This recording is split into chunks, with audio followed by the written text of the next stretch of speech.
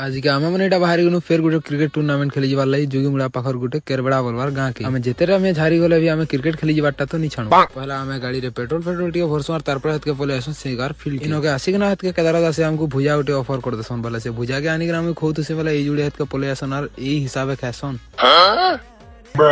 तारपर हमें आइसक्रीम गुटे खासु और पले आसु हमर फील्डिंग थीसी वाला फील्डिंग जेन थिरे की ई पार्टी वाले 5 ओवर रे हमको उनको दे देसन 87 टारगेट फिर हमर पार्टी वाले जैसन और जेन हिसाबे 6 दुटा पीटी दसन जे इसन जीती जिमुनो का बाकी फिर से लास्ट के हमर पार्टी केंता केंता करी जे हारी एखा जाय फिर लास्ट के मैच के केंता करे हारनु बोले डिस्कस टिके करी के ना हाथ के हम पले आसु घर के जीवार लाई जेनो के आमाई ताके देखि पकासु pero muy pura metal. Music cortar muror bal.